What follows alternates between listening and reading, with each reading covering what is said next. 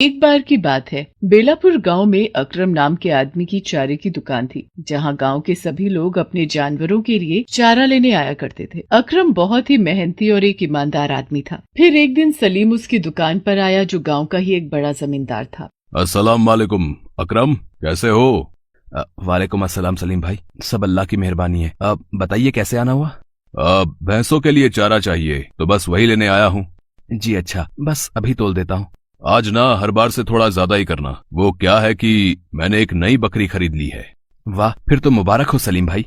इतना कहकर अकरम चारा तोलने लगता है। सलीम के पास जमीन होने के साथ साथ कई जानवर भी थे, जिनमें कई गाय, भैंसे और अब एक बकरी भी थी। जानवरों की देखभाल के लिए नौकर भी थे, लेकिन सलीम उन सभी जानवरों के दूध से होने वाले मुनाफे और उन पर होने वाले खर्च का पूरा हिसाब किताब खुद ही रखता था। सलीम ने अकरम की दुकान से चारा खरीदा और फिर उसके एक नौकर ने चारा उठा लिया। फिर सलीम के वहाँ से जाने के बाद अकरम भी दुकान बंद करके अपने घर पहुँचा।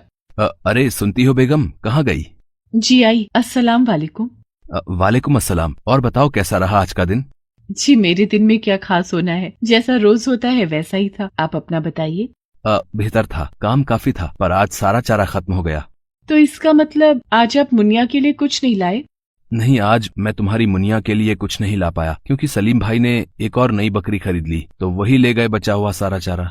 अकरम की बात सुनकर उसकी बीवी नाजिया कुछ उदास हो जाती है। असल में अकरम और नाजिया की कोई औलाद नहीं थी। नाजिया अपने पड़ोसी के बकरे और बकरियों को खूब लाड़ करती थी। उसी पड़ोसी के पास एक बकरी थी, मुनिया, जिसे नाजिया हर रोज अपनी तरफ से बड़े ही प्यार से चारा खिलाया करती थी। मुनिया से नाजिया को बड़ा लगाव था। अकरम की माली हालत ऐसी नहीं थी कि वो एक जानवर का पूरा खर्च उठा सके, इसीलिए नाजिया खुद का एक जानवर नहीं पाल सकती थी। ऐसे में मुनिया ही थी जिस पर नाजिया अपनी सारी ममता लुटा रही थी। नाजिया, परेशान मत हो, अल्लाह ने चाहा तो एक दिन हमारे घर भी खुशियाँ आएंगी। मुझे झूठी दिलासा मत दीजिए। ये सच है कि हमें कभी कोई औलाद नहीं हो सकी। मेरा दिल बहलाने के लिए घर में कोई जानवर भी नहीं है, तो मुनिया ही तो है जो मेरा दिल लगा कर रखती है। लेकिन अब उसके लिए चारा नहीं है मेरे पास। आप ही बताइए, अब क्या मुंह लेकर जाऊं मैं उसके पास? मैं समझ सकता हूँ नाजू, मैं कोशिश कर रहा हूँ। मैं जल्दी ही तुम्हारे लिए एक जानवर का इंतजाम कर दूंगा। बस तुम ये बताओ कि तुम्हें क्या चाहिए? घोड़ा, हाथी, ऊंट, कुत्ता या शेर ही ले आऊं क्या? आप तो बस मुनिया जैसी एक बकरी ले आओ, वही बहुत है मेरे लिए। अकरम ने नाजिया से वादा तो कर दिया, पर इस वादे को पूरा कर पाना फिलहाल उसके बस में नहीं था। ऐसे ही कई दिन गुजर गए। फिर एक दिन सलीम अकरम की दुकान में फिर से आया। इस बार वो कुछ गुस्से में लग रहा था और परेशान भी। ये देखकर अकरम ने उससे कहा, भाईजान क्या बात है, आज मिजाज कुछ ठीक नहीं लग रहा? बस क्या बताऊं अकरम, बड़ा घाटे का सौदा कर लिया, जिस पर पछता रहा हूँ। अब मैंने जो नई बकरी खरीदी थी ना, वो कमबख्त किसी काम की नहीं। दुनिया भर का चारा खा जाती है, ऊपर से दूध भी नहीं देती, और तो और खसमानू खानी मेरे सारे नौकरों को मार मार कर लहूलुहान कर देती है। सो अलग, मैं तो परेशान हो गया हूँ उससे। अरे भाईजान, फिर तो आप भी बच कर ही रहना, बड़ी शैतान मालूम होती है ये बकरी। तुम्हें हंसी आ रही है? वहाँ मेरे नौकरों का बुरा हाल है, सारा दिन उसके पीछे पीछे दौड़ते ही रहते हैं, बेचारे कहीं के। तो आप लोग उसे बांध कर क्यों नहीं रखते? असली आफत तो उसे बांधने में ही है। रस्सियां चबा जाती है और बस 2 दिन लगते हैं उसे रस्सी तोड़ने में और भागने में। सलीम की बात सुनकर अकरम और भी हंसने लगता है। ये देखकर सलीम को गुस्सा आ जाता है। वो अकरम के हाथों से घास की गड्डी को लेकर जमीन पर फेंक देता है। ये देखकर अकरम शांत हो जाता है और सलीम से कहता है, भाईजान माफ करना, आप परेशान मत होइए, बताइए अगर मैं कुछ मदद कर सकूं तो। हाँ वही तो मुसीबत है, छोड़ो फिर। ऐसा करता हूँ, नौकरों से बोल के उसे जंगल में ही छुड़वा देता हूँ, फिर वो जाने और उसका काम जाने। रुकिए रुकिए भाईजान, ऐसा कीजिए, मुझे ही दे दीजिए वो बकरी, मेरी बीवी उसे पाल लेगी। अरे वाह, ये तो बहुत बढ़िया रहेगा। ठीक है, फिर मैं आज ही उसे तुम्हारे पास छुड़वा देता हूँ। अच्छा भाईजान, पैसे कितने देने होंगे आपको? अरे तुम मेरी मुसीबत अपने सिर ले रहे हो और इस बात के मैं तुमसे पैसे लूं? ना भाई ना, मुझे कुछ नहीं चाहिए तुमसे। सलीम की वो शैतान बकरी इस तरह अकरम के घर आ जाती है। नाजिया उस बकरी को देखकर बहुत खुश होती है। अकरम उस बकरी के बारे में नाजिया को सब कुछ बता देता है। अच्छे से सोच लो नाजिया, इस बकरी ने सलीम मियाँ के सारे नौकरों की नाक में दम कर दिया था। अगर फिर भी तुम इसे रखना चाहती हो तो ठीक है, वरना मैं इसे जंगल छोड़ाऊंगा। नहीं, मैं इसका ख्याल रखूंगी। सलीम मियाँ के सारे नौकर जरूर आलसी होंगे एक नंबर के। देखिए ना कितनी प्यारी है, बेचारी दूध नहीं दे सकती, इसलिए सलीम मियाँ को इससे छुटकारा चाहिए। लेकिन मैं ऐसी नहीं हूँ, ये मेरे साथ ही रहेगी अब से, और इसका नाम होगा धनिया। और हाँ, आपका इसके लिए कभी चारा कम नहीं पड़ना चाहिए, इस बात का आपको ख्याल रखना होगा, ठीक है? अकरम नाजिया की बात पर मुस्कुरा दिया। नाजिया खुश थी और वो धनिया भी, क्योंकि सलीम के यहाँ तो हर रोज उसकी शैतानियों के लिए उसे मार खानी पड़ती थी, लेकिन नाजिया उसे बिल्कुल अपने बच्चे की तरह पाल रही थी। धनिया ने नाजिया को भी बहुत परेशान किया, लेकिन फिर भी उसने कभी भी बकरी को ना तो बांधा और ना ही बुरा भला कहा। धीरे धीरे धनिया भी सुधरने लगी और नाजिया की बात मानने लगी। फिर एक दिन, सुनते हो जी, यहाँ जरा देखिए धनिया को क्या हुआ, आज सुबह से ही चिल्ला रही है, मुझे तो कुछ समझ नहीं आ रहा।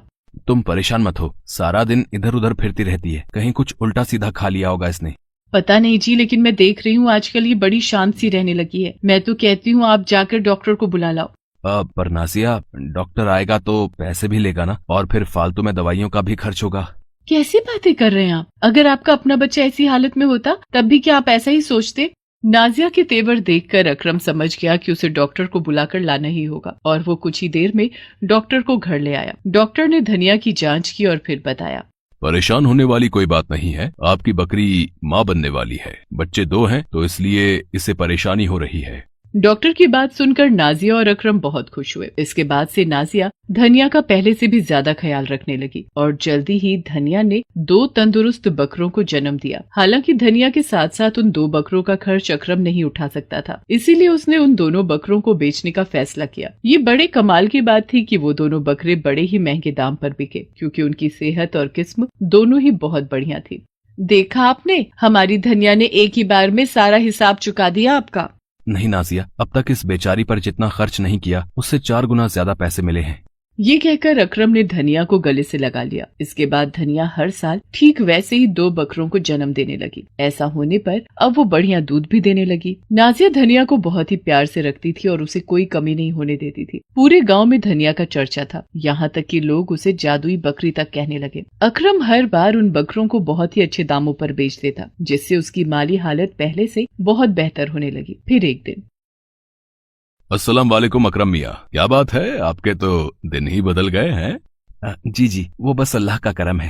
ना भाई, झूठ ना बोलो, मैंने सब सुना है। ये तो मेरी बकरी का कमाल है जो मैंने तुम्हें ऐसे ही दे दी थी। अब ऐसा करो, अब मुझे वो बकरी वापस कर दो, मैं उसे पालना चाहता हूँ। अल्लाह का खौफ करो सलीम मियाँ, धनिया दूध नहीं दे सकती थी इसलिए वो आप पर बोझ थी। ये बात क्या हम नहीं जानते? आप तो उसे जंगल में छुड़वाने वाले थे। साफ साफ सुन लीजिए आप, धनिया की कीमत के जो पैसे ले जाने हैं वो शौक से ले जाइए, लेकिन धनिया को यहाँ से ले जाने के बारे में ख्वाब में भी मत सोचना आप। नाजिया शांत रहो, मैं बात करता हूँ, तुम अंदर जाओ। नहीं जी, धनिया आप दोनों के लिए सिर्फ एक बकरी होगी, पर मेरे लिए वो मेरी औलाद है और उससे जुड़ा हर फैसला मेरे हिसाब से ही होगा। इसके बाद अकरम ने नाजिया से कुछ नहीं कहा। सलीम को भी समझ आ गया था कि जो वो सोच कर आया था वो होने वाला नहीं था। अब वो पछताने के सिवाय और कुछ नहीं कर सकता था। वो अकरम के घर से खाली हाथ लौट गया और नाजिया वापस धनिया के पास जाकर उसे सहलाने लगी।